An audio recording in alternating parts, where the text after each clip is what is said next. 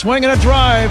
Right field and deep. Back goes Aquino. It's got a chance. Gone. Get out the tape measure. Long gone. Fly the W! Cubs fans, it's time to fly the W with Dustin Rhodes and Paul Crawly Jean.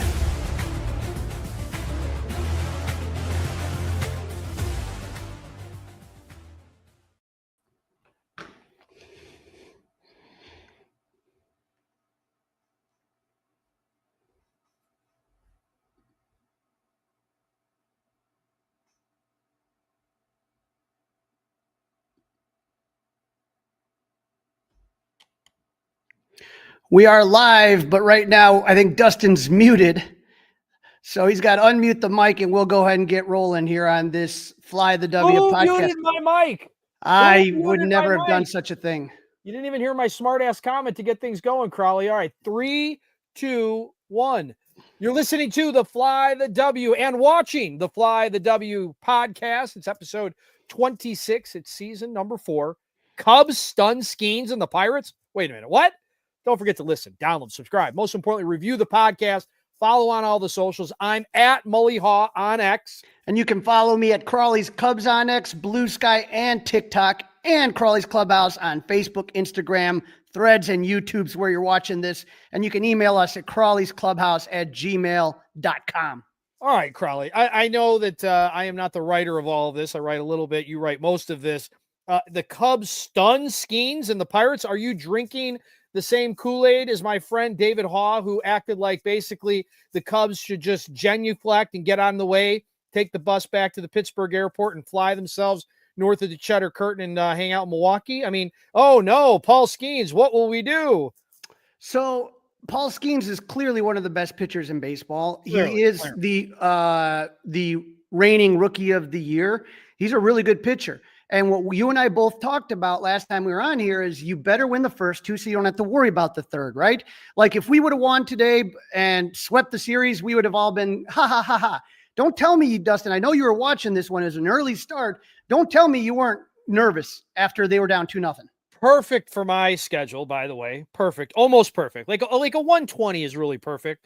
I do teach in the afternoon after. So, but I did have Pat and Ron in my pocket and everything was cool. But yeah, you know, when they were down 2-0, but again, it was only 2-0, right? And right, Colin Ray was having a really good afternoon. Was I nervous? Sure, I was nervous. I was still ticked off and miffed about how things went down in game 2, and we're going to get to that in a minute. But you know, sometimes events like what happened in game 2, which we're going to get to in a minute, kind of take away from your either excitedness or your ticked offness about the outcome of a sporting event that Crawly, quite honestly, I thought should have been paused last night.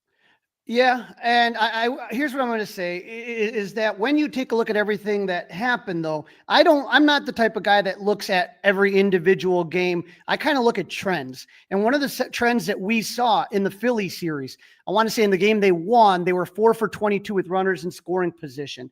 On that Saturday, it was a disaster against Jesus Luzardo. Sunday, only could score 1 run, had to go extra innings. They came out gangbusters on the first game, but the second game was more of the same offensively. So you're telling me with the Cubs offense, and again, teams go through slumps. The 2016 team went through a bad slump before the All-Star break. The best teams go through slumps in a baseball season.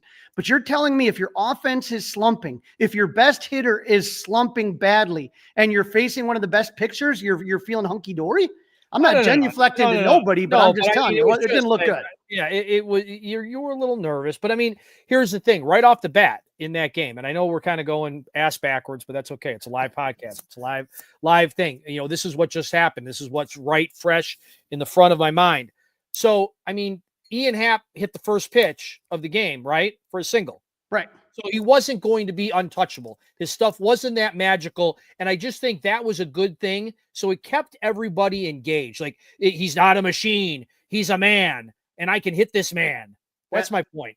Ian Happ could hit Sandy Koufax as long as it was in PNC Park. The guy's unbelievable in Pittsburgh. So the Pirates should pay him. The Pirates should pay him like $1 billion, and he could just go there. Back up the Brinks truck. But I got to tell you, Dustin, the one thing that really interested me that we talked about before game one, which was a Shota Imanaga versus Andrew Haney start, we had a little lineup shakeup, which we were we kept kind of wondering, when is this going to happen? When is this going to happen? It was Dansby Swanson, who was ice cold for a good 3 weeks here. He got moved down, and Carson Kelly, the guy you signed to be your backup catcher, was your cleanup hitter. I mean, Dustin, that was shocking to me. That to me, this kind of shows Craig Counsell is working this year. He's not waiting anymore. Charged. That's what it says to me, right? There's been so many things in the past that there was manipulation from the front office on how exactly the lineups were going to look. That was something that might have driven a divide back in the day between, Theo and Jed and, the former World Series winning skipper, Joe Madden, right? That they were getting a little too hands-on with the lineups on a day-to-day basis. So yeah, I think Craig's in charge. I think he's got a fully charged cell phone and a subscription to the Odyssey app, because he seems to be doing things that we mentioned in the morning and then doing that to the lineup. We were calling for that. Well, looking at it right now, it was really just impressive. But the one thing is that the Cubs do hit lefties. This is from Marquee and how they ranked versus lefties. They were third in batting average, second in on-base percentage, and second in slugging, and third in home runs against lefties. And those numbers just went up after this game. Top of the fourth, little Cubs 2-out rally, Seiya doubles, and then cleanup hitter Carson Kelly jacks a home run, put the Cubs up 2-0. Offense wasn't done. Seventh inning, Ian Happ doubled and scored on a Kyle Tucker single. And then Seiya Suzuki hit another 2-run blast. The Cubs' third 2-run homer in this game. Dansby would hit a solo shot in the eighth. And in the ninth, Seiya triple and scored on a Carson Kelly single. The offense scored 9 runs on 13 hits, then hit for a team cycle, Dustin. 4 home runs, and for the first time since July 3rd, 2013, so 12 years ago, not one of the Cubs hitters struck out. Just amazing. Pretty amazing. That's a pretty amazing statistic. Now, not only were the Cubs hitting the ball, the defense looked great. Bottom of the fifth, 1 out. Tommy Pham shoots one down the line. Third baseman John Birdie robs him of extra base hits with a beautiful diving catch. The next 2 batters singled, but that catch kept a run off the board. Bottom 6, Andrew McCutchen doubles. Joey Bart walks, but with 2 outs, Michael Busch robs Tommy Pham of another extra base hit with a nice catch on a ball down the first base line. And the other thing about Busch, again, we've talked about this, just done a great job of picking balls out of the dirt. And here, I love watching PCA. He makes every play in the outfield look so much easier than it really is. We are starting to get spoiled. You're right. Now, that wasn't all fun and games here on Tuesday night. We knew that Shota had dominated the Pirates in a small sample size, but that he also struggled a bit lately. And he looked good the first 4 innings, but ran into trouble in the 5th. He got the first 2 outs, but gave up 2 singles and had to face the dangerous O'Neill Cruz. Cruz walked on a terrible call by home plate umpire Charlie Ramos. If you're looking at this one right here, that was pitch number 7 right there. Ooh. That he called a ball. And so that was ridiculous. That should have been the inning right there. And the umpires Tuesday and today, Dustin, on Thursday were just awful. Makes me drool for the challenge system. I want it so badly. Just absolutely unreal. I love that you say that, though. You drool for the challenge system. Cannot wait for it. But the scare for the Cubs fans comes in the bottom of the 6th. Shota gives up a leadoff double. Out comes Counsell, the trainer, and the translator. Shota is we don't know what's going on. He is out of the game. You could tell it was something with the leg. Luckily, we found out about an inning or 2 later on the broadcast that it was leg cramps. But for Cub fans, a very scary moment. Daniel Palencia came into the game with a runner at second, no outs, and did a great job stranding that runner. Caleb Thielbar pitched a scoreless inning, and newly called up Tom Cosgrove pitched 2 scoreless innings and made a nifty little wedge gem. Congrats to the JV pen. But for the MVPs and the Billy Goats of this game, MVP Seiya Suzuki, 3 for 4 with 3 RBIs. He was a single short of the cycle. Speaking of cycles, the last guy to do it, Carson Kelly, 3 for 5 with 3 RBIs. Shota looked much better, pitching 5 scoreless innings with 1 walk and 3 Ks. I couldn't really find a GOAT. There was no one I was really upset about in this game. The umpire? The umpire, yeah, that's the GOAT. Awful, just bad. All right, very good, very good. So that was game number 1 of this series. Let's now move over to game number 2, Crawly. Yeah, we're rocking. Okay, the offense is back after that little blip in Philly, but you know, everything we said about how great game 1 was the opposite in game 2. They were just flat. And that's how it looked to me the entire game, right? Well, let's talk about that for a minute. I don't disagree. But we were talking about this off the air with Mully and Haw and then on the air with the audience. That game, eerily, I was with Pat and Ron quite a bit for these games, driving, got a lot of stuff going on. It eerily reminded me of like COVID. And what I mean by that is there was Pat and Ron may as well have been in a basement somewhere. There was no life behind them. Pat and Ron were great. Zach was great. They were great as usual, but there was just zero ambiance. And then what there was, you felt like you were literally, had the one fan that was at that game was mic'd up. Like you could hear their private conversation. Yeah, and it's a shame because it's such a beautiful ballpark. Oh, it's beautiful. Gosh. And I think about the tradition of Pirates baseball when you think about Clemente and some of those teams and some of the great players that have come through there. And it's just a shame with that organization. And yeah, maybe that had something to do with it, but everything just to me looked flat. The hitting, the pitching, really the defense, yep. Mm-hmm. Everything just looked flat. I mean, Matt Boyd was okay versus Carmen Majinski, but he didn't look crisp to me. And so first inning, O'Neill Cruz doubled on the first pitch he saw, but Boyd got Brian Reynolds to strike out, but then a pass ball on Carson Kelly got Cruz to third. Boyd struck out Andrew McCutcheon for the second out. Joey Bart drew a walk, but then Key Brian Hayes hit a bloop single to put the Pirates up 1-0. Gorski struck out to end the inning, but had that pass ball not happened, Cruz would have been at third and he had not scored. And Carson Kelly's been great. We can't ask much more of Carson Kelly. Steve Scher said, if you would have told me on April 29th, Carson Kelly would be our cleanup pillar, I thought something went terribly wrong in April. Right. He's been great, but that was just bad that game. He whiffed on that. Yep. PC amazing is all I got to say. More trouble in the fourth for Boyd. Leadoff double for Joey Bart. Brian Hayes has an infield single and the runner could not advance. Matt Gorski hit a single and the bases are loaded, no outs. Boyd strikes out Tommy Pham, who was just getting booed mercilessly, which I love by both Pittsburgh and Cub fans. But then Jared Chiriolo hits one 306 to dead center, and you just assume that, he's going to tag up and easily score. PCA loads up, throws home. Boyd didn't think it would be close. He didn't slide. He was originally called out. Unfortunately, the call was challenged, and he just made it in. Pirates up 2-0, but what a throw by PCA. He should have been out just because he didn't slide, right? And because of the throw. You combined his not sliding and the awesome throw by PCA. The effort, just the effort involved. And since it was that close and he was called out, they should have left him out, in my opinion. They should have left him out. That throw from center field to home plate was clocked at 95.8 miles per hour. That's the second fastest. Some people were upset that he didn't. Some people were upset that he didn't go to third. Right. Right. I mean, he literally. It was so close. It was so close, and so that's a cannon. I mean, I have not seen a throw like that since Andre Dawson. I'm trying to think of another guy that had an arm like that in the outfield that I can remember. Andre Dawson's the only thing I can come up with. The only other run that Boyd would give up. That was the only other run he would give up. He went 5 innings, gave up 2 runs on 6 hits, 3 walks, and 6 Ks. That should have been good enough to win the game.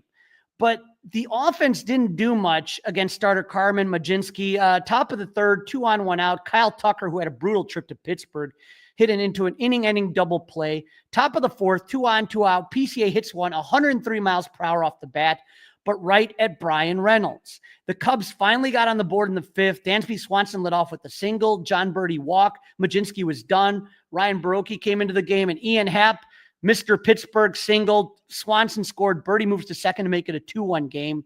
A wild pitch would move the runners up 90 feet. Runners at second and third, no out for Kyle Tucker. He works a 3-0 count. He swings and grounds out to first. That was the first out, but now the game's tied at 2, but you wanted a little bit more from Tucker there. Happ would score on a wild pitch. Cubs would take a 3-2 lead. Again, you thought that would beat the Pirates, but they would not score again.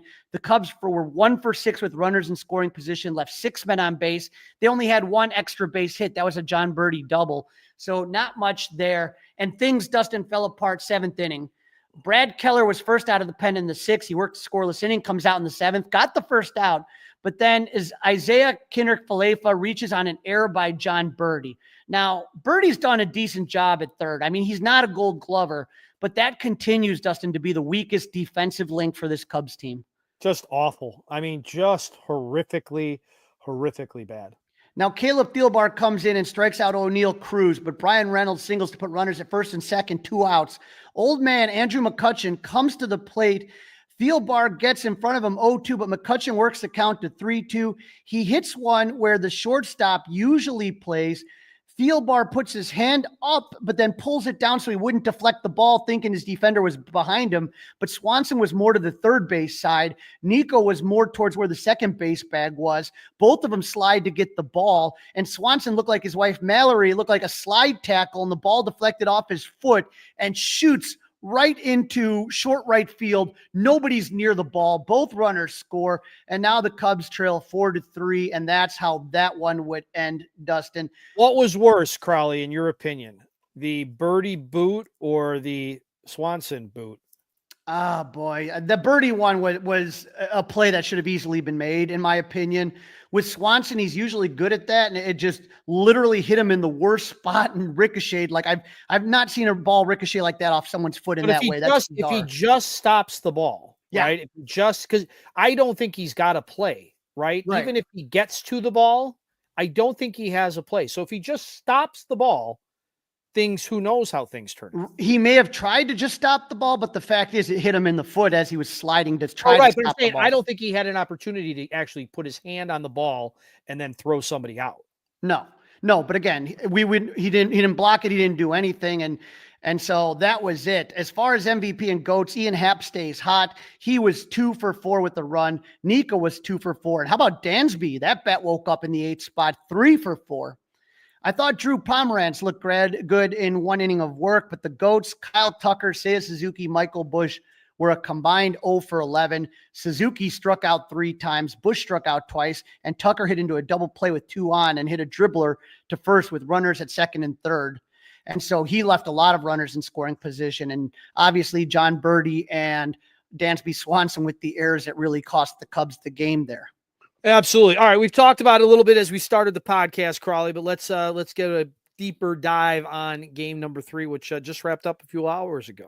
Yeah, both teams had interesting things happen in the first inning. Ian Happ led off the game with a single. He now owns the longest on-base streak in PNC history, having reached safely in each of his last 34 games, dating back to April 10th, 2021, Dustin.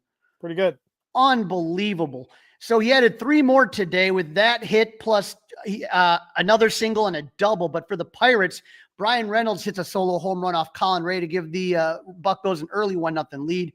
We mentioned in our preview of the series that Brian Reynolds was 7 for 12 against Colin Ray. In the 3rd inning, 1 out, Colin Ray threw what should have been strike 3 to Henry Davis. But home plate umpire Lance Barrett, who must have had some money on the Pirates. I swear to God, he calls this pitch right here, ball number 6 right here, which is clearly a strike. He calls that a ball. And so now Davis gets to get, he gets on base, and, all the calls seem to go against the Cubs. Dustin Kelly would get ejected barking at Lance Barrett, and that was huge because O'Neill Cruz doubled the score and to score Davis. Luckily, though, O'Neill Cruz thought it should have been a home run. He didn't run it out. It should have been a triple. He was a double, and Ray was able to limit the damage. After walking Reynolds, he got McCutchen to fly out and Emmanuel Valdez to pop out. But it was a great start for Reyes. He got the quality start, 6 innings, 2 runs, 4 hits, 2 walks, and 2 Ks. That was a quality start. I agree with that one. You like that one. Okay. And the offense, after it looked awful the night before, it didn't look good early on. Top of the 3rd, 1 out. Skenes walks Happ, Tucker, and Suzuki to load the bases. But for some reason, Dustin, this is with one out, he walks the bases loaded for Michael Busch. He swings at the first pitch and grounds into an inning double play to end the threat. And this is the thing. If that game would have gone differently, that play is going to be talked about at nauseum. I mean, you got to sit there and take a couple pitches. If he can't, he has no control at this point.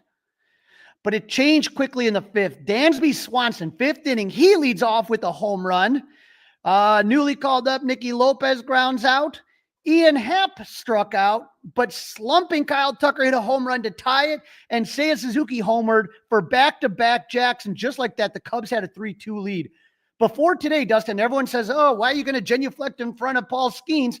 He had never allowed, Dustin, 3 home runs in a game, much less 1 inning. Skenes would not come out in the 6th. He gave up 3 runs on 5 hits and 4 walks. But Dustin, he was mowing the Cubs down until that inning. He didn't give up any runs. He only gave up 2 hits. So, it's the Cubs got a 2-run homer from Seiya in the 7th to make it a 5-2 game. You think, okay, cruise control, but it's never easy. Bottom of the 8th, Porter Hodge comes into the game. He gives up a leadoff single. O'Neill Cruz is up. He hits one towards Dansby Swanson, who drops the ball E6. And so that's back-to-back games with an error for the Cubs defense. Wild pitch by Porter Hodge put runners at second and third. Brian Reynolds hits a ground out to score Davis to make it a 5-3 game, but Hodge was able to get out of the inning without any more damage. I really like that about Porter Hodge. He can he can strike out a lot of batters. I feel like he really has wicked stuff. He's got swing and miss stuff, but I got to be honest, I was getting nervous. Yes. I was getting nervous. But the Cubs would add 3 in the 9th on a 2-run double by Happ and an RBI by Michael Busch. And the Cubs take this one 8-3 to take the series. MVP, Ray, a quality start. Happ 3 for 9 with an RBI. Suzuki 2 for 4 with 3 RBIs. Dansby 2 for 4 with an RBI. As far as the GOATs, the Billy Goats, Horner, PCA, and Amaya combined 0 for 16. Porter Hodge's 8th inning we talked about. He gave up a single. He had a wild pitch and a walk, which got us nervous, but he was able to get out of it. This is the Fly the W podcast. It is season 4, episode number 26. The Cubs stun Skenes and the Pirates. Don't forget to listen, download, review, and subscribe to the Fly the W podcast. Leave us a 5-star review.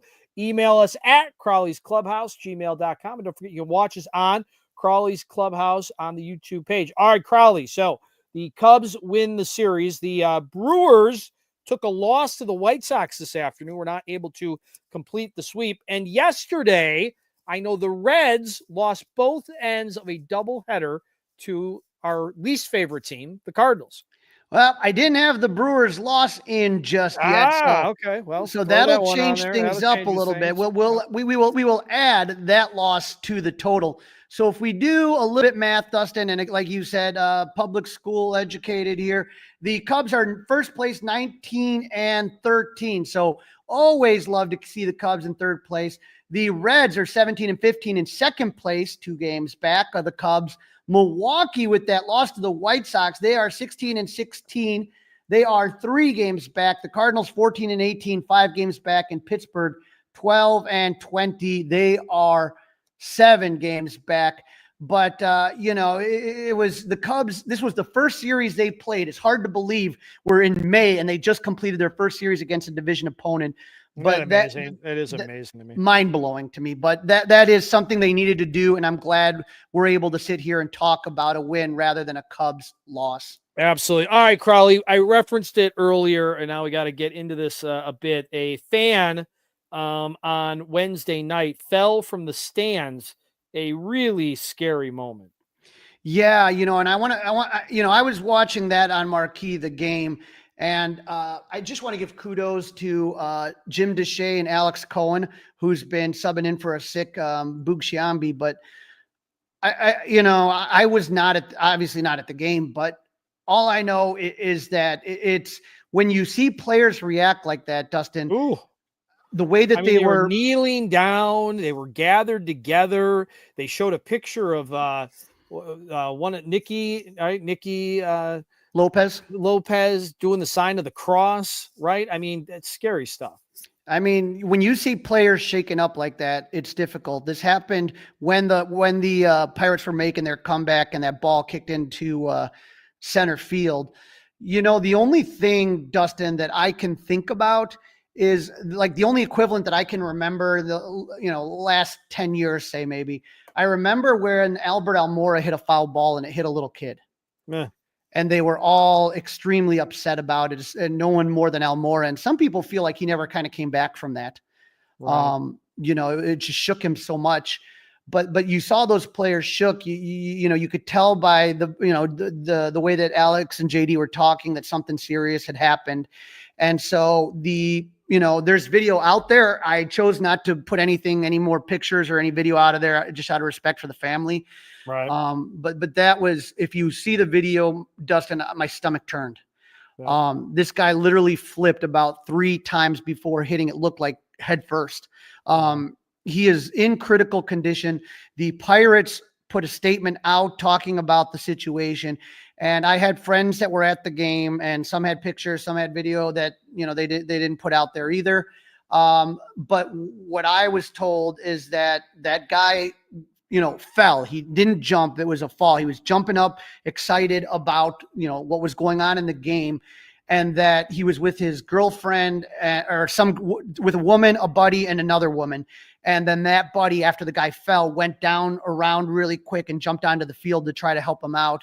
And then that's when obviously the trainers and the EMTs all came running out to try to, give support. But like I said, it's just such a scary movement at a game. And I where I sit in my season tickets, I'm in the very first row of the upper deck. And people ask me, have you ever been scared? And everything happened. One time, Dustin, swear to God, I almost did fall into the first tier row. That was 2008 opening day. And that was the first game of Kosuke Fukudome, and the Cubs were down, I think, by 2 or 3 run. Eric Gagne's on the mound, and Fukudome hits the home run in the bottom of the 9th. And I had a buddy of mine, really tall, big guy, and I jumped into his arms, and he wasn't expecting it.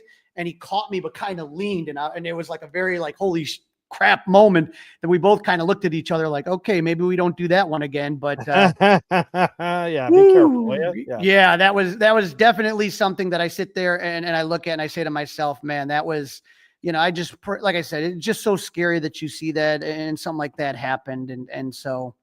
Well, all you can say is that we were hoping for the best, and it will be interesting to see what the fallout is, meaning what type of precautions they will now put in to hopefully not have something like that happen again. I mean, do you put up netting? Do you put up a basket? Do you put up glass, like a almost like an NHL game? What do you do?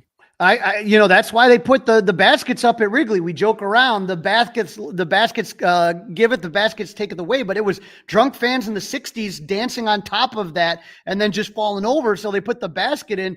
That's why we got it. And so, Ricky De Hoyo said, happy to catch you guys live. Big fan. So glad to have Ricky on the show here. But yeah, they're going to have to do something and we're going to find out more details. We don't want to get over our skis on this one, but we just hope he's okay. And we'll see what the fallout will be.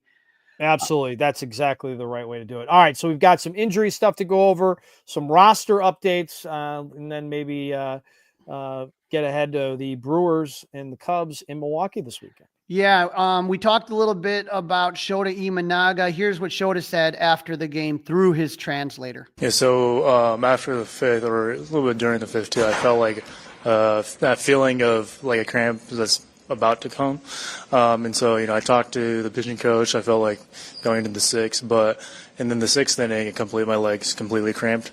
So, before, it turns into a cramp in different areas of the body where all connects, I think it was the right call to call it there.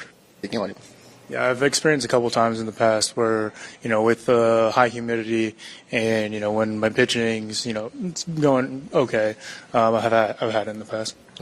Yeah, I don't think there'll be any issue for the next start. I've had it in the past where I have that feeling of, coming along, and I kind of push past it, and, that affects me negatively.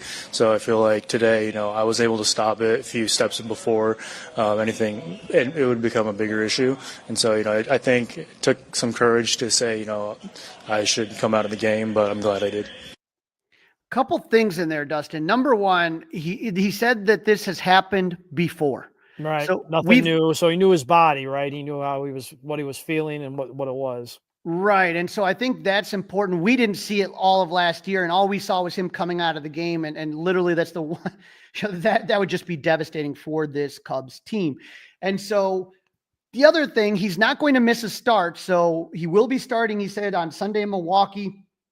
But he also said, he's had it before and tried to work through it, and that's caused more problems, and that it was brave of him to kind of tell to get somebody out there and leave the game rather than risk injury. Sometimes guys want to be the hero, and that's all respectful and stuff like that.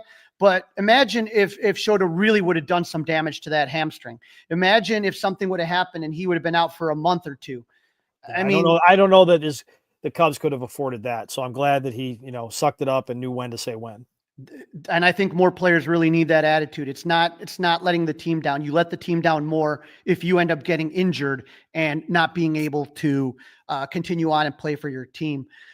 We also had some roster moves, as we talked about a little bit here. The Cubs selected right-handed pitcher Chris Flexen, option AAA Iowa left-handed pitcher Tom Cosgrove, easy come, easy go. And they transferred right-handed pitcher Javier Assad to the 60-day IL. That way you don't have to DFA anyone by adding them on there. And so when I take a look at this, Dustin, it's interesting when we talk about Chris Flexen because we saw him on the south side, right? Well, Crawly, if you would have told me that Chris Flexen and Nicky Lopez would be on the Cubs, I would expect the Cubs record to be exactly the opposite of what it is right now. Right. But if you look at his career, when you look at the career, Chris Flexen did have some success in Seattle, 21-22. And then again, he played for a bad White Sox team last year, which makes it harder when you don't have a team that can be good defensively. But he had a couple struggles in 2023 in Seattle. He had a 7.73 ERA. He went to Colorado. I don't know why they thought that would help. He had a 6.27 ERA and then a 4.95 ERA in the springtime. But this was a move made, Dustin, for pitching depth, right? And you can see that the Cubs do need that pitching depth. Jesse Rogers was the first to report it, but he's had a 1.16 ERA in 5 starts in AAA. But the big thing and the important thing to know is that he had to be added to the major league roster when he was added. He had it in his contract. Otherwise, he would have been allowed to become a free agent. So if the Cubs didn't call him up, then he would have been a free agent and any team could have grabbed him.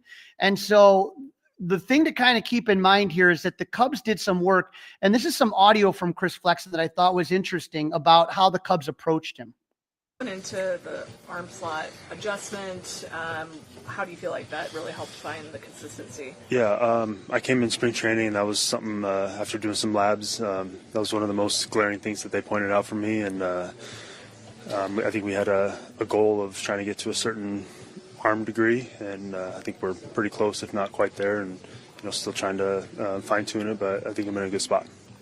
What stood out to you about the pitching department and working with Tommy specifically? Yeah, and immediately when I came in, it was like all hands on deck. I think they were phenomenal, going through the labs and everything, and Zombro, Tommy, Casey, all those guys, and big shout out to the pitching coaches in AAA too, Tony and Andrew Betcher.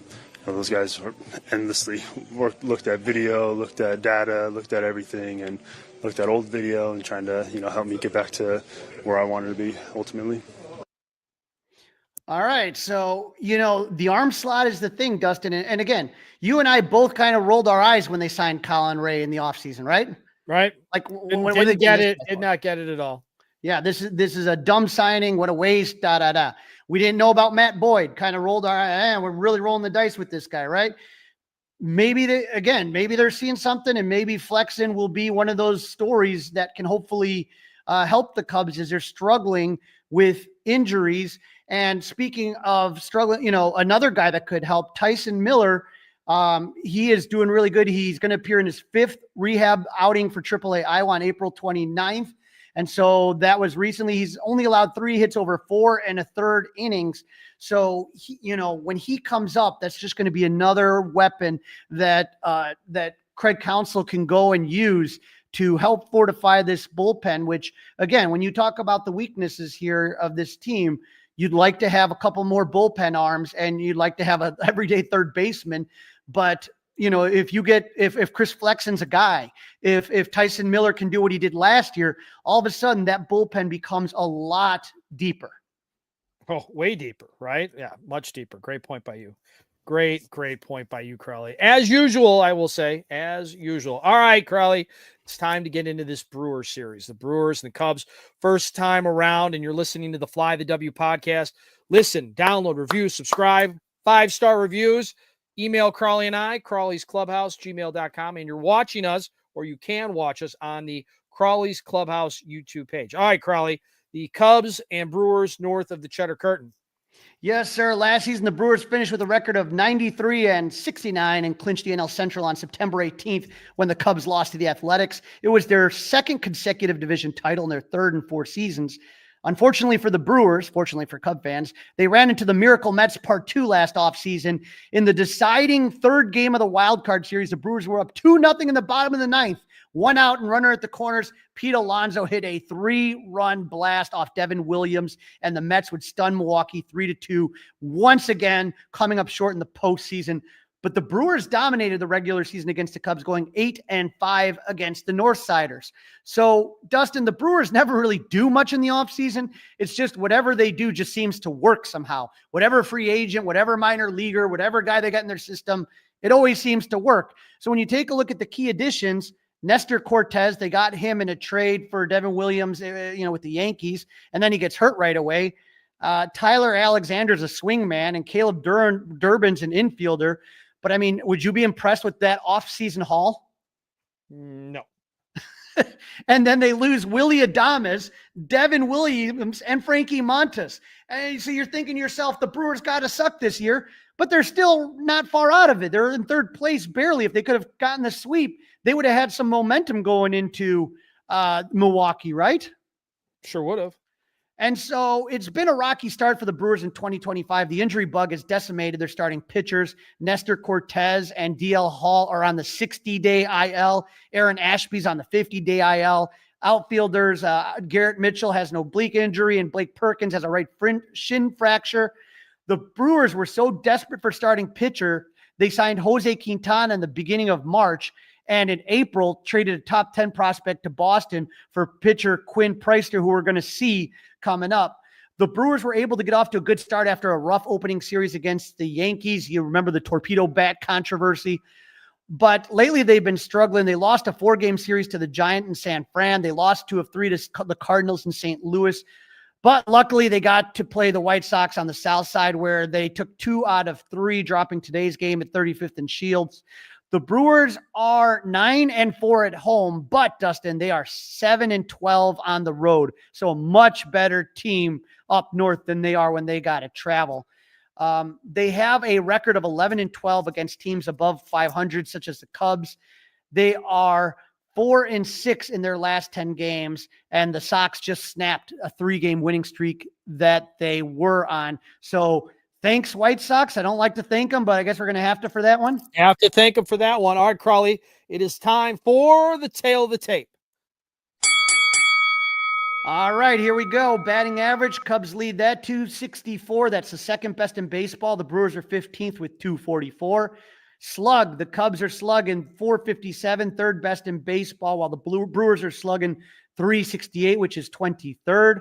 Runners in scoring position, the Cubs are 283, which is second in baseball, while the Brewers are 268. So the Brewers' offense isn't that good, but like the Brewers usually do, they get hits when it counts. When it counts, right? And that's listen, one of the biggest improvements, obviously, this Cubs team is that stat, runners in scoring position. This is a stat that, gosh, since we've been doing this podcast, has been awful, and that's probably being nice. But when you look at the Cubs, they're good everywhere offensively. They're good in batting average, slug, runners in scoring position. With the Brewers, they're middle of the road in average. They're bottom third in slug, but they're in the top third for runners in scoring position. So they have that weird Brewer magic. Yep. Cubs have better pitching. Their starters ERA is 3.59. That's 7th in baseball, while the Brewers at 3.71. That's 11th.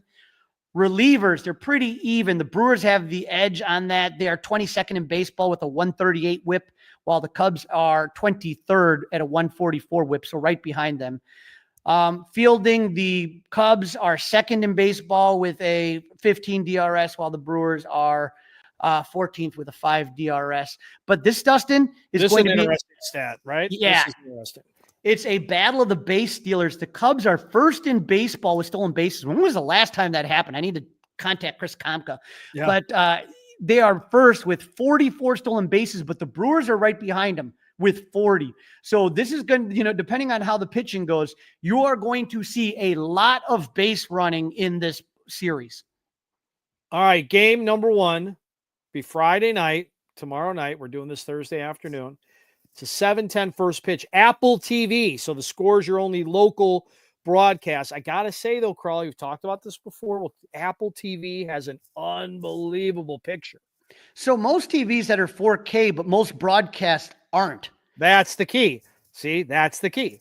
And so so to see Apple TV, it is literally like your eyes just open up. You're like, holy cow. It's like going from like regular TV. You ever like put any sporting event on like non-HD TV nowadays? Right. Or when you watch it, like the throwback games, when you watch them on Marquee, when they have the throwback games. From even HD can't do much to the throwback game. Right. Right. And so when you watch Apple TV, it's just mind blowing. The first starter is going to be Ben Brown versus right-hander Quinn Preister. Ben Brown is 2.02 with a 6.04 ERA in 6 games. 5 of those starts with 31 strikeouts and 25 in the third innings. Dustin, it feels like forever since that great start he had in Los Angeles when Ben pitched 6 scoreless innings against the Dodgers.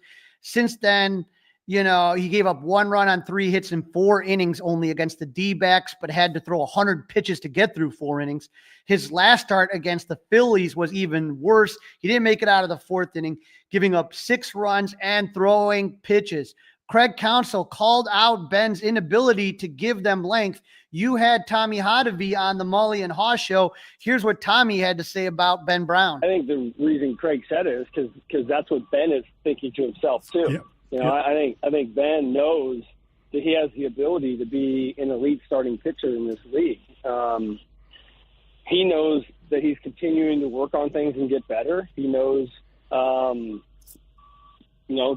that when he's right, he can go through one of the most dominant lineups in the game, in Dodger Stadium on the road. So, for him, there's going to be ups and downs. There's going to be great games with a bad inning. There's going to be a rough start that he's going to have to work through some things. There's going to be a start where he goes out there and just absolutely rolls for 6 innings. And I think for Ben, it's learning how to stay, central and stay even through all those moments. Because when this game's cruel, you could be rolling like you did last game for 3 innings, and then give up 5 singles, on the ground and hit a guy and completely changes the game in the outing. So I think Ben knows that.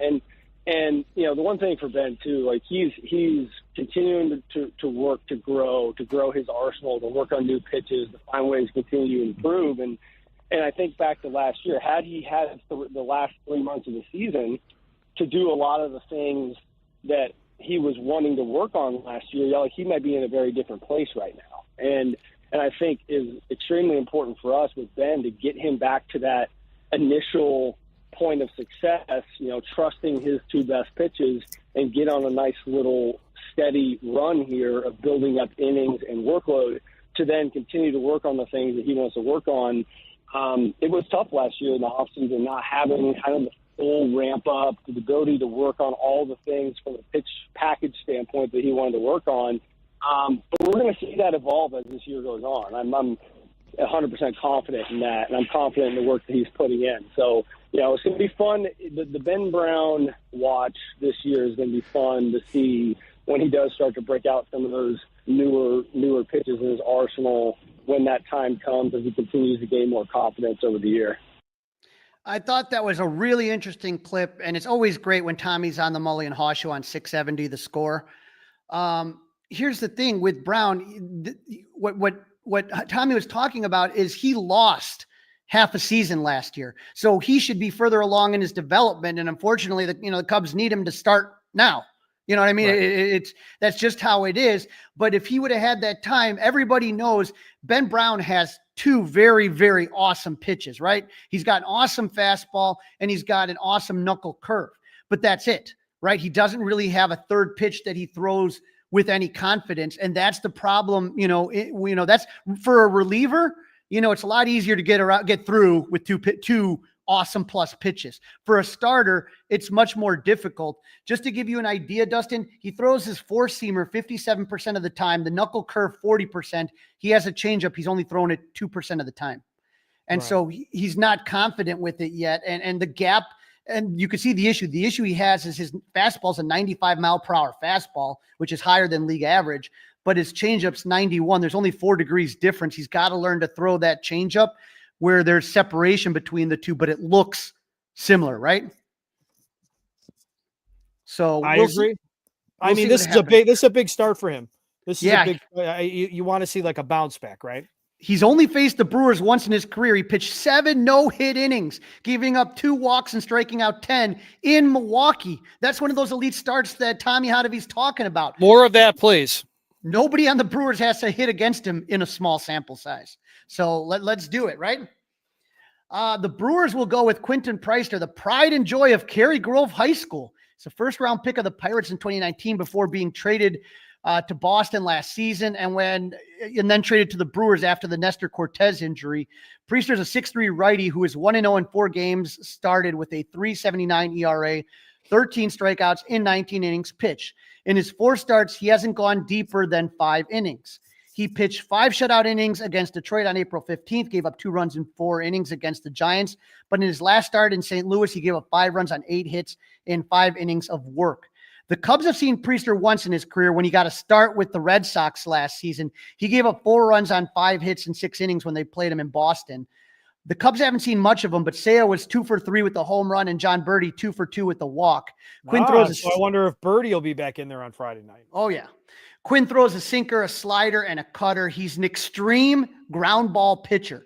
The issue with Preister, though, is with walks, right? He's walked 12 batters in 19 innings of work. So in this first game, Dustin, you have 2 guys that have control issues and 2 teams that like to run. Don't put anyone on a base if you're either team because any free pass is going to end up being a double. Yeah, great point. All right, game number 2, man. This is a fun, nostalgic pitching matchup. Jameson Taillon versus left-handed pitcher Jose Quintana. JMO has a record of 1-1 with a 4.01 ERA with 26 strikeouts and 33 2/3 innings. You might say 4.01 ERA, meh, but it's high because of that first start in Arizona when he gave up 6 runs in 4 1/3 innings. Since then, he's been the model of consistency. He's allowed 3 runs or fewer in 5 straight starts since April 2nd, posting a 2.76 ERA in April. In his last start against Phillies, I thought it was the best of the season. He pitched 7 innings, gave up 1 run on 5 hits, no walks and 2 Ks in a game that the Cubs lost in extras. The problem, JMO is 4-9 lifetime against the Brewers with a 3.13 ERA in 18 games, 17 as a starter, and he's 1-3 at Miller Park with a 4.17 ERA. There's a few Brewers that hit Taillon well. Christian Yelich is 10 for 30 with 2 home runs. The youngster Jackson Churio 4 for 7 and Sal Frelick 4 for 12. But JMO has the edge over Bryce Terang, who is 3 for 14, and William Contreras is only 2 for 16 against JMO. So now, this is going to be fun, man. This is a good pitching. I love this idea. How about this? Jose Quintana is a 36-year-old lefty that seems to have found the fountain of youth. He's been phenomenal for Milwaukee, a 4-0 record in 4 games with a sparkling 1.14 ERA with 15 strikeouts in 23 2/3 innings pitch. Another one of those Milwaukee front office miracles. In his first game for Milwaukee in Arizona, he pitched 7 shutout innings. In his next 3 starts, all against good hitting teams, Detroit, San Francisco, St. Louis, he's gone at least 5 innings in every start and given up only 1 run to each of those 3 teams. Now, Quintana's 1-4 lifetime against the Cubs in 9 starts, but he only has a 2.80 ERA. The one thing to keep in mind, and we brought this stat up earlier from Marquis, is that the Cubs hit lefties well this year. They're 3rd in batting average, 2nd in OBP, and 2nd in slug, and tied for 3rd. And that was before they hit the heck out of the lefty Heaney in Pittsburgh. So it's even better. So not a lot of Cubs hitters have seen Quintana. Nico and Dansby 3 for 10, Happ 2 for 8, and Justin Turner 6 for 22. Quintana is not a strikeout pitcher either. He's a ground ball pitcher that uses a sinker to get those ground ball outs and double plays, along with that changeup and curveball. So a classic lefty junk baller that hopefully will not give the Cubs fits. So those first 2 games are evening games. Then we finally get a day game Sunday afternoon, and we get Shota Imanaga, Freddie Peralta, kind of a ace versus ace, if you will, for both squads. I'll be at that game. Oh, no. I am heading north. I always like to do a little tailgating in Milwaukee. So maybe watch out on Marquee. Maybe you'll see me on there. Who knows? But Shota is 3-1 with the 2.77 ERA and 7 games started with 30 strikeouts and 39 innings pitched. Shota's been okay this season, but he had a couple of issues. The first has been the long ball. He gave up 7 home runs in 5 games in April. The only game he didn't was this last one in Pittsburgh. The other has been how long he's gone in games. In his last 4 starts, he's only gotten out of the 5th inning 1 time, Dustin. With Steele down, the Cubs need Shota to keep the ball in the park and be able to go 6 or 7 innings. Yeah, they need to lengthen him out, yeah. In Shota's last start against Pittsburgh, he looked better. 5 shutout innings, gave up 6 hits. He walked up 1, striking out 3 before the leg cramps. And he got in the, facing the first batter in the 6th. But now because teams only play their division rivals 13 times a season, Shota, Dustin, get this, he's only faced the Brewers once in Milwaukee last season, and it was a disaster. Do you remember this one? I do.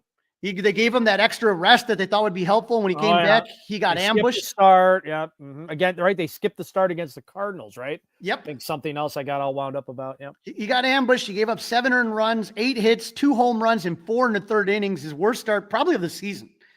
But no one on the Brewers has more than 3 at-bats against them. Christian Yelich and Joey Ortiz are 2 for 3, while William Contreras is 0 for 3. The Cubs are going up against Freddie Peralta, the ace of the Brewers staff, with a record of 3-2 and a 2.52 ERA in 7 games started. In the start on April 18th against the Athletics, he pitched 5 shutout innings, struggled on April 23rd in San Fran, where he gave up 3 runs in 5 innings, but bounced back against the White Sox on Tuesday night. He had a rough start. He gave up 2 home runs, but then he only gave up 1 more hit after that. He gave up 2 solo home runs, and he went 6 innings and picked up the win. But Dustin, very similar to Shota Imanaga, Freddie has been having trouble going deep in games, and he gives up a good amount of walks. He's had 13 walks and 34 in the 3rd innings. But the problem for the Cubs is Freddie's dominated him during the career. He has a 6-2 record with a 3.16 ERA in 18 games, 13 of those starts. As a team, the Cubs slash 171, 271, 342 against Peralta. Nico Horner is 5 for 21. Dansby 0 for 15. Suzuki is 2 for 14, and Ian Happ 2 for 26. Freddie has a fastball that averages 94.9 on the gun and a changeup and a curve that both have great run to it, but he does walk people. But I guess they better focus in on the walks, because those numbers do not sit very well. All right, for the hot and the not, we can get through this quickly with the Cubs. Half the team's really hot.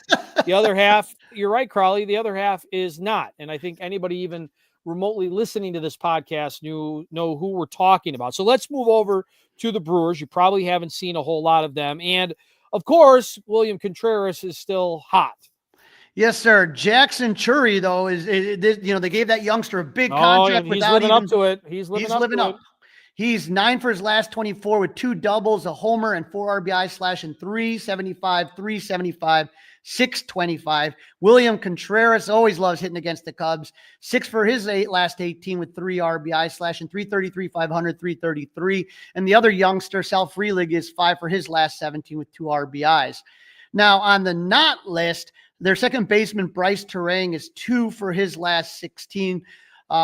He's slashing 125, 263, 125.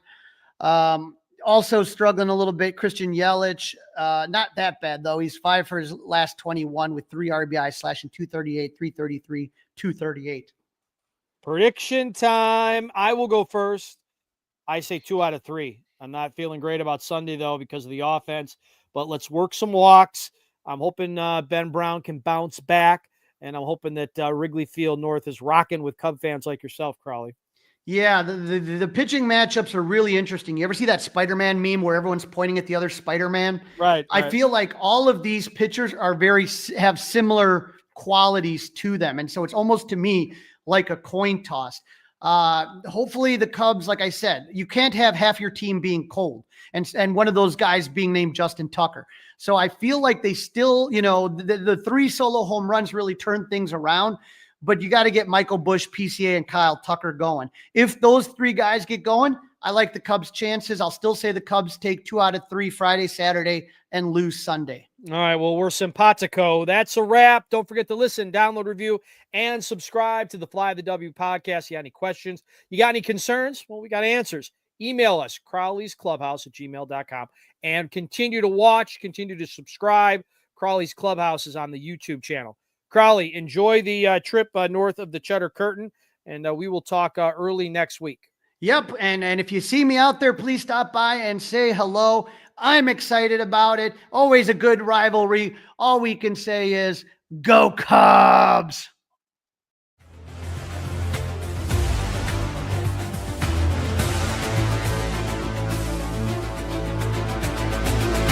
It's all over.